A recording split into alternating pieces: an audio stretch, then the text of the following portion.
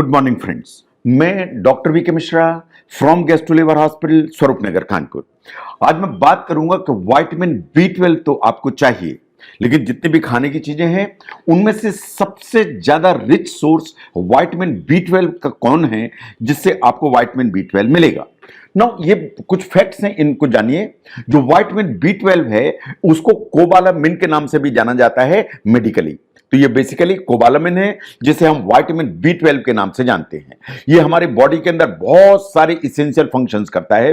Number 1, जो हमारे red blood cells हैं उनके फॉर्मेशन के लिए बी 12 चाहिए। आपके जो हेल्दी नर्व्स हैं उनका जो मेंटेनेंस है वो विटामिन बी 12 इज इंपॉर्टेंट। आपके बॉडी के अंदर जो डीएनए है उसकी जो सिंथेसिस ऑन डेली बेसिस होती है उसके लिए बी 12 चाहिए।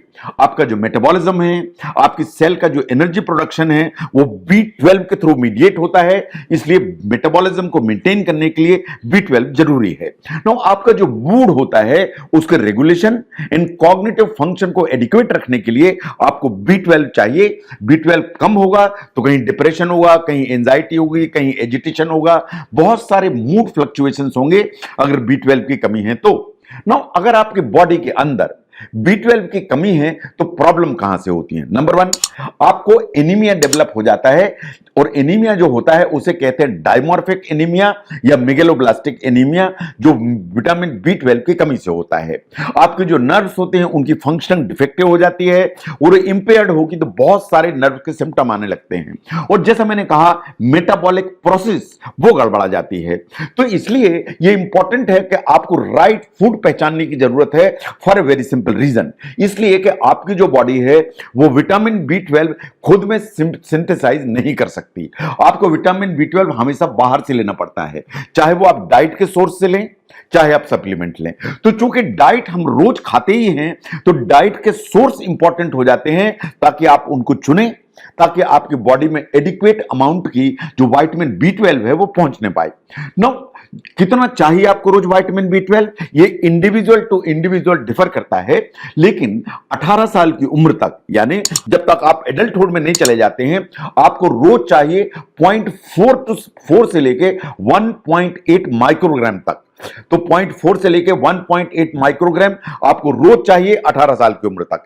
एक बार आप 18 साल की उम्र से ज्यादा हैं यानी एडल्ट हैं तो आपको रोज चाहिए 2.4 माइक्रोग्राम पर डे। लेकिन जितनी भी लैक्टेटिंग मदर्स होती हैं या प्रेग्नेंट फीमेल्स होती हैं उनको थोड़ा ज्यादा चाहिए, अप्रॉक्सीमेटली 2.8 माइक्रोग्राम रोज लेने की जरूरत है। That is the requirement. No, अगर आपकी बॉडी के अंदर विटामिन बी 12 की डेफिशिएंसी है तो सिम्टम्स डोमिनेटली 2 ही आते हैं। नंबर 1, जो खून की कमी है उससे रिलेटेड सभी सिम्टम्स आएंगे, इन द सेंस कि आपको खून की कमी हुई, आपको मेगेलोब्लास्टिक एनीमिया हुआ तो आपको बहुत थकान रहेगी, थोड़ा सा भी काम करेंगे लगेगा बॉडी बहुत टायर्ड है, आपको लगातार कमजोरी का एक एहसास होगा, आप जांच कराएंगे तो खून की कमी आएगी। सेकंड, आपके नर्व्स अफेक्टेड होंगी तो आपको न्यूरोपैथी डेवलप हो जाएगी, मेनली पेरिफेरल न्यूरोपैथी डेवलप होगी। अगर ऐसा होगा तो आपको उंगलियों में लगेगा झुनझुनी आई हुई है, आपको लगेगा जैसे सुई चुभ रही है, आप ऐसे रखेंगे थोड़ी देर तो आपको लगेंगे कि आपकी उंगलियां सुन्न हो जा रही हैं। आपको कभी ऐसा भी होगा कि अगर ज्यादा कमी हो गई है तो आपको चलने फिरने में दिक्कत महसूस हो सकती है। इन मेमोरी का loss is very common feature कि अभी आपने कुछ पढ़ा लेकिन आप तुरंत ही भूल गए, आपको याद नहीं रह रहा है। नो, कौन ऐसे लोग हैं जिनको डेफिशिएंसी की संभावना सबसे ज्यादा है। ऐसा माना जाता है कि जो एल्डरली पॉपुलेशन है या ओल्ड पीपल हैं उन्हें विटामिन बी 12 की डेफिशिएंसी की संभावना हमेशा ज्यादा होती है। ऑल दोस पीपल जिनको पेट में प्रॉब्लम है, इंटेस्टाइन में प्रॉब्लम है एंड मेल एब्जॉर्प्शन है, इन द सेंस कि आपकी इंटेस्टाइन ठीक से चीजों को एब्जॉर्ब नहीं कर पा रही है, तो आपने खाने में खाया भी है विटामिन बी 12 लेकिन आपकी आंत उसको खींच नहीं पा रही है, तो आपके शरीर में विटामिन बी 12 की कमी हो जाएगी। बहुत लोग बेरियाटिक सर्जरी कराते हैं जिसमें या तो इंटेस्टाइन में बाईपास कर दिए जाते हैं या कभी कभी इंटेस्टाइन को रिसेक्ट कर दिया जाता है। ऐसी अगर सिचुएशन है तो बी 12 की कमी होने की संभावना बढ़ जाती है। ऐसे ही शॉर्ट बाउल सिंड्रोम है, इन द सेंस कि आपको कोई ऑपरेशन किया जिसमें आंत का वो हिस्सा निकाल के अलग कर दिया गया जिसका काम था विटामिन बी 12 को एब्जॉर्ब करे, तो आपको बॉडी में विटामिन बी 12 की डेफिशिएंसी होने की जो संभावना है वो हमेशा बढ़ जाएगी। ऐसे ही जो लोग स्ट्रिक्टली वेजिटेरियंस हैं, जो नॉन वेजिटेरियन फूड बिल्कुल नहीं खाते हैं, या वेगन्स वेगन्स हैं, इन दोनों कैटेगरी के लोगों में जो विटामिन B12 की कमी होने की जो संभावना है वो हमेशा ज्यादा होती है।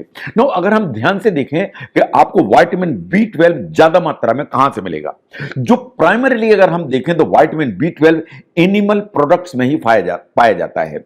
इसलिए वेजिटेरियंस एंड वेगन्स के लिए एक बहुत डिफिकल्ट टास्क है कि आपका B12 का जो हमें रिक्वायरमेंट है वो मीट हो पाए।